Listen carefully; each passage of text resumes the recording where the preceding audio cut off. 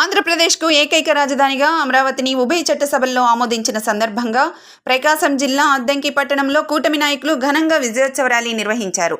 గాంధీ బొమ్మ సెంటర్ నుంచి అంబేద్కర్ విగ్రహం వరకు జైహో అమరావతి అంటూ నినాదాలు చేస్తూ ర్యాలీ నిర్వహించారు. అనంతరం పాత బస్టాండ్ సెంటర్లో ఉన్న పొట్టి శ్రీరాముల విగ్రహానికి, బంగ్లా రోడ్లోని అంబేద్కర్ విగ్రహానికి పూలమాలలు వేసి నివాళులర్పించారు.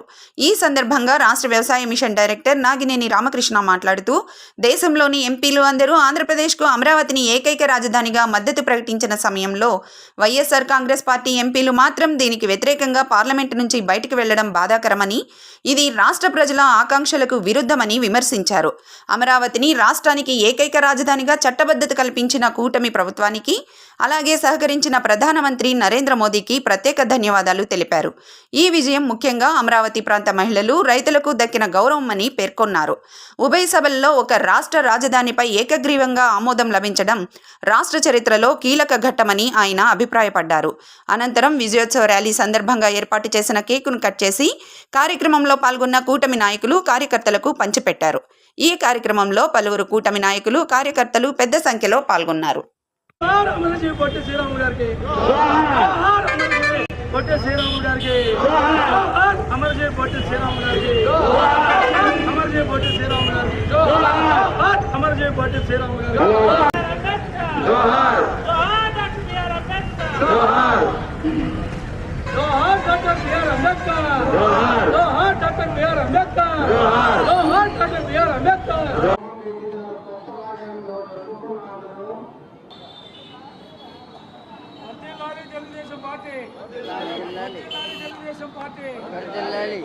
మహాగూటమి నాయకత్వం, నారా చంద్రబాబు నాయుడు గారి నాయకత్వం, నరేంద్ర మోడీ గారి నాయకత్వం, పవన్ కళ్యాణ్ గారి నాయకత్వం. జై అమరావతి, జై అమరావతి, జై అమరావతి, జై అమరావతి, జై అమరావతి, జై అమరావతి, జై అమరావతి, జై అమరావతి, జై అమరావతి, జై అమరావతి.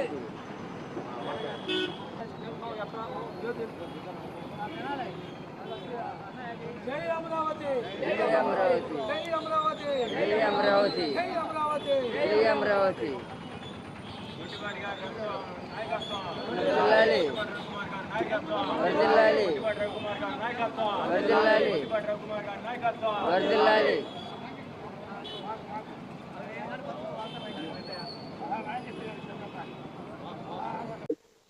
గత 5 సంవత్సరాల్లో 2019 నుంచి 2014, 24 వరకు రాజధాని లేని రాష్ట్రంగా మన రాష్ట్రం ఉండదు.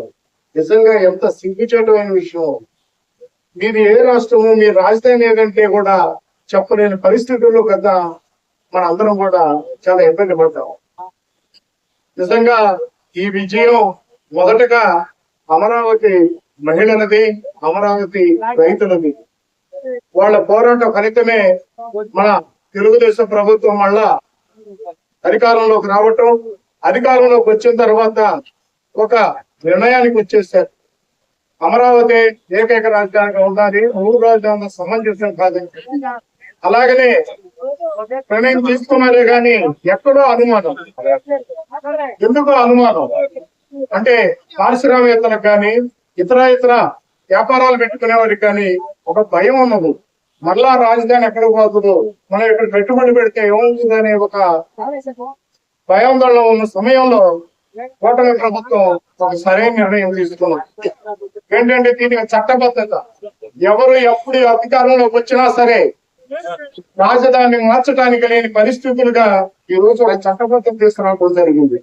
అలాగనే కేంద్రంలో ఎన్డీఏ ప్రభుత్వం దీన్ని సహకరించడం, గౌరవనీయులు మోడీ గారు పూర్తి స్థాయిలో సహకరించి దీన్ని చట్టబద్ధత తీసుకురావడానికి ఏర్పాటు చేయడం జరిగింది. నిన్న మన పార్లమెంట్ లో ఆమోదించడం జరిగింది, నేడు రాజ్యసభలో ఆమోదించడం జరిగింది.